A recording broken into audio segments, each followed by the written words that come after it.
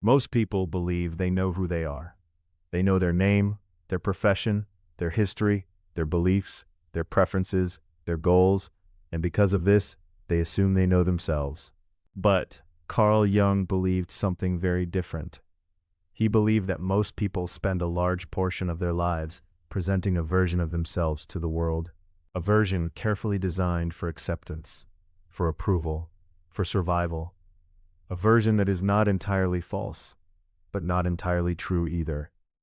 He called this version the persona. The persona is one of Jung's most important ideas, and once you understand it, you begin to see it everywhere, in your coworkers, in your family, in your friends, in strangers, and most importantly, in yourself.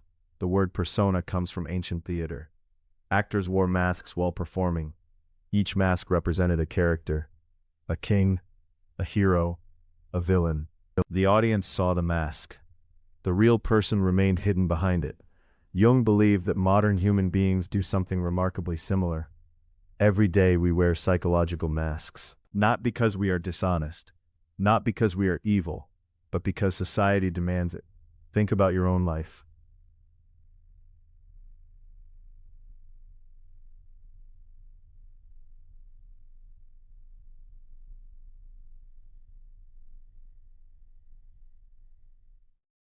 The version of yourself at work is not exactly the same as the version of yourself with close friends. The version of yourself with family is not exactly the same as the version of yourself online. The version of yourself around strangers is not exactly the same as the version of yourself when you are completely alone. Different situations create different versions of us. This is normal. In fact, it is necessary. Imagine walking into a job interview and immediately expressing every thought in your mind, every insecurity, every frustration, every fear. The interview would probably end very quickly. Civilization requires a certain amount of adaptation. The persona helps us navigate society. It helps us cooperate. It helps us function. It helps us belong. Without it, social life would become extremely difficult. The persona itself is not the problem. The problem begins when we forget that it is a mask. Many people spend so much time developing the persona that they lose contact with who they really are. They become identified with the role becomes their entire identity. The successful businessman, the perfect mother, the reliable employee, the strong man, the intelligent person, the caretaker, the achiever, the helper, the leader, the rebel, the victim. The role becomes so familiar that they stop questioning it. And eventually something strange begins to happen. The person starts living for the role rather than for themselves. Every decision becomes influenced by image. Every action becomes influenced by perception. Every choice becomes influenced by approval. What will people think? How will this look? Will they respect me? Will they approve? Will they still accept me? The persona slowly takes control, and the authentic self begins disappearing beneath it. Jung observed this pattern repeatedly. People would build entire lives around an image. They would become experts at appearing successful, appearing confident, appearing happy, appearing strong. Meanwhile, internally they felt lost, disconnected, exhausted. The outside looked impressive. The inside felt empty. This contradiction is more common than most people realize. Many individuals spend years chasing approval without ever asking themselves a simple question. Who am I when nobody is watching? It sounds like an easy question, but for many people it is surprisingly difficult because they have spent so much time performing that they no longer know where the performance ends. Imagine an actor playing the same role every day for 20 years. Eventually, the line between character and reality begins to blur. The same thing happens psychologically. The role becomes the identity, the mask becomes the face, and the authentic self becomes hidden. This creates enormous psychological tension, because deep down, every human being wants to be seen, not merely admired, not merely respected, seen, known, understood. But genuine connection becomes impossible when people only interact with your persona. Think about that for a moment.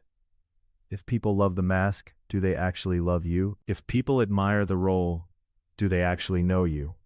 This question creates anxiety, because many people secretly fear that the answer might be no. The persona promises acceptance, but often at a price. The price is authenticity. The price is honesty. The price is freedom. Carl Jung believed that psychological growth requires becoming conscious of the persona, not rejecting it, understanding it, recognizing it, learning when it serves you and when it controls you. This distinction is crucial. The persona should be a tool, not a prison, a role, not an identity, a method of functioning in society, not a substitute for who you are. Many people spend decades trapped inside identities they created years earlier.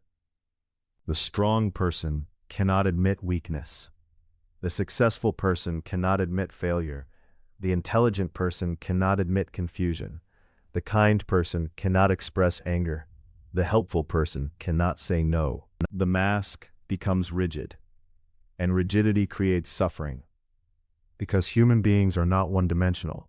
We are complex, contradictory, evolving, sometimes strong, sometimes weak, sometimes confident, sometimes afraid, sometimes certain, sometimes confused. A healthy personality makes room for all of these realities. The persona often does not. It demands consistency, it demands perfection, it demands performance, and performance is exhausting. Imagine carrying a heavy backpack every day. Eventually, the weight becomes normal. You stop noticing it. Then one day you set it down, and suddenly realize how much energy it required. Many people experience something similar when they stop performing, when they stop pretending, when they stop managing every impression, when they stop living entirely for approval. A tremendous sense of relief appears, not because life becomes easier, but because authenticity requires less effort than performance. The irony is that many people believe that persona protects them from rejection, but it also protects them from genuine connection, because people cannot truly know you if they only know the mask. This is why so many individuals feel lonely despite being surrounded by people. They receive attention, approval, recognition, yet something still feels missing. What is missing is authenticity. The feeling of being accepted for who you are rather than for who you pretend to be. Jung believed this realization marks an important turning point in life. The moment a person begins asking deeper questions. Who am I beneath the roles? Who am I beneath the expectations? Who am I beneath the image? What parts of myself have I hidden?